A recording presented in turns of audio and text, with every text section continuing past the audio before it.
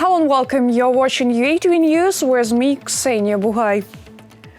Let's start with the latest developments strengthening political and economic cooperation, supporting the territorial integrity of Ukraine, resisting Russian aggression, solidarity in the fight against the COVID-19 pandemic. President of Ukraine Volodymyr Zelensky, President of the European Council Charles Michel, and President of the European Commission Ursula von der Leyen issued a joint statement following the Ukraine-EU summit held today in Kyiv. It said that the European Union confirms Ukraine's European integration aspirations, welcomes the reforms and success in fulfilling international obligations. During this summit, important documents were signed on cooperation between Ukraine and the European Union. And we continue to back the implementation of the Minsk Agreement fully. We commend Ukraine for its efforts. We support your position, your president's government's position fully, and we call on Russia to assume its responsibility as a party to the conflict. The European Union and Ukraine growing closer as partners with a deeper integration of our economies. So how can we take our partnership to the next level? First, by Ukraine staying focused on implementing reforms. Ukraine has gone a long way, and I want to commend you, President Zelensky, dear Volodymyr, on that. Ukraine is very close to joining the European Union. This was stated by the High Representative of the European Union for Foreign Affairs and Security Policy, Josep Borrell, in an interview with Radio Liberty. He announced the reforms are the main condition for accelerating this process. Moving forward with the reform and approximation process is the best tool for advancing towards this goal. This means working on the implementation of the agreement, continuing the cooperation between Ukraine and the institutions and agencies of the European Union, and generally doing joint business, traveling to work and study in the European Union. All these things make us closer to each other every day. EU High Representative for Foreign Affairs and Security Policy, Josep Borrell, in an interview with Radio Liberty. One step away from energy independence, synchronization of Ukraine's energy system with Entente-E will strengthen its sustainability and level of security of supplies. This was stated by Prime Minister of Ukraine during the forum Ukraine's integration into Entente-E, one step away from energy independence. Details next. Synchronization of Ukraine's energy system with the European Entente-E network will contribute to the energy stability and independence of Ukraine, according to the Prime Minister of Ukraine, Denis Shmyhal. It will also increase export opportunities. Joining the European network is the very energy visa-free regime, which opens up energy opportunities for our country, brings us closer to Europe. Ukraine will actually become a member of the EU at the energy level. Our colleagues from the World Bank have calculated that the economic benefits from Ukraine's synchronization with Entente-E amount to approximately $1.5 billion annually. Investments, new jobs and additional prospects for the development of green energy are also advantages of Ukraine's joining the European energy system. The EU countries will also benefit from synchronization. We are now talking a lot about the European Green Course, decarbonization, and already many individual countries of the European Union, including Germany, which is now actively preparing for the formation of a coalition and a coalition agreement, have determined that the electricity shortage will increase significantly, and it is already obvious that the Ukrainian electricity market is one of the largest donors in terms of electricity.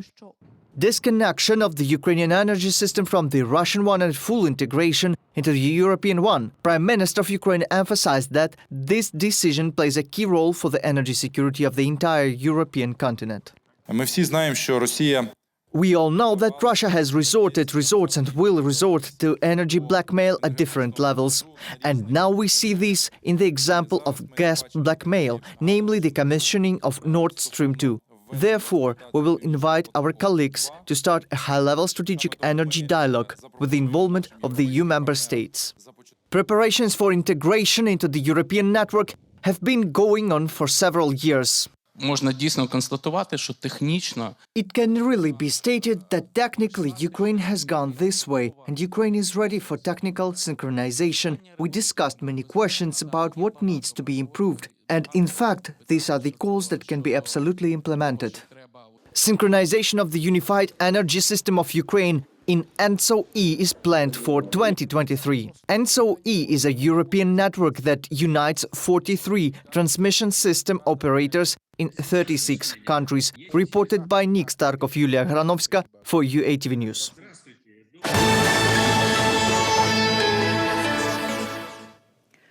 Further steps for a peaceful settlement in Donbass, as well as preparations for the next Normandy 4 summit.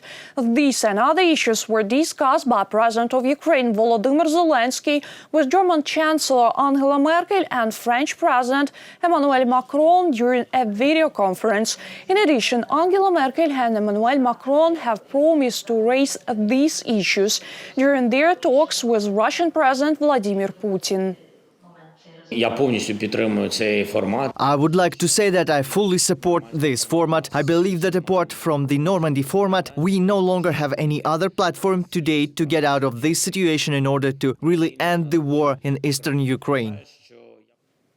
Russia's militarization of Crimea is progressing. This was stated by the deputy head of the Ministry of Foreign Affairs of Ukraine, Mykola Tochitsky, during the online briefing at the United Nations. This is happening in the context of the occupation of the peninsula and the lack of control over Russia's actions by the international community.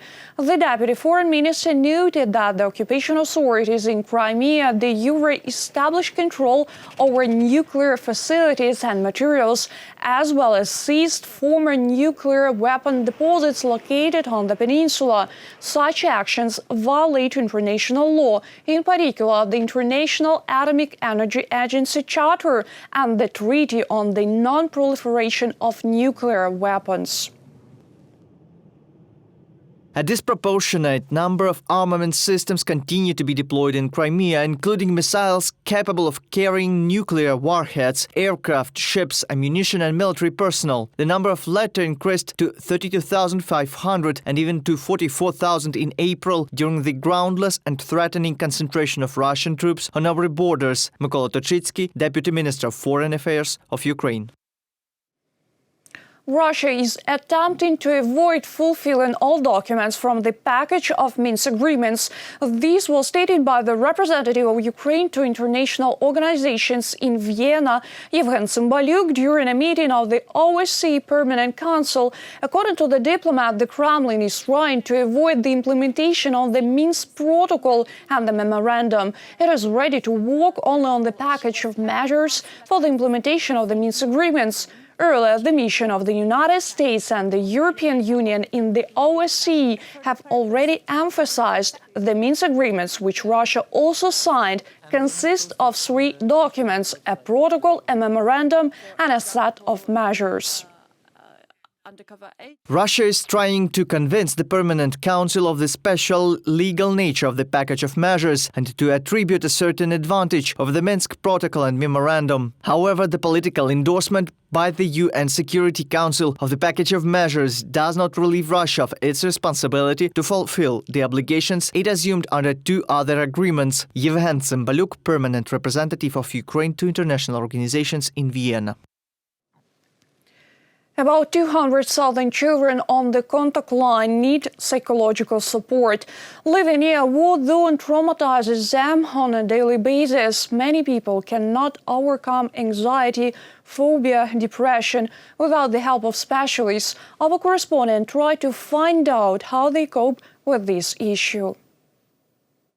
Nazar Romanenko is a schoolboy from the Zolote City, Luhansk region. He successfully fulfilled the course of art therapy. Now numerous clients camping up near to buy his crafting. Echo shoppers painted with cats. Part of his earnings he aids for the needs of kids facing the same problem as he has. А я когда-то маленьким думал, When I was a kid and we traveled, I thought I used to say, look over there, mountains. No, this is not mountain. It's a gob pile.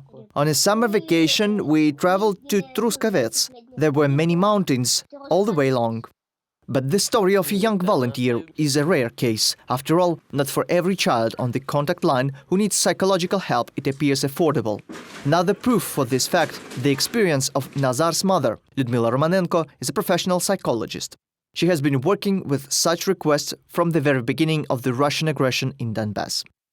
У детей сейчас, даже я бы сказала, Children have become exposed to fears and anxiety in the early years of the war. Perhaps they are affected by the place of living, and furthermore, pandemic. I have never even had children with panic attacks, fear of death before.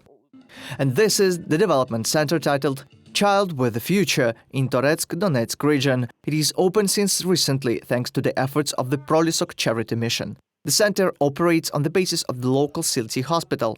Natalia Kosareva hastened to bring her child here right when she found out about such an opportunity. Her son, a 10-year-old Vlad, has autism and needs constant professional guidance.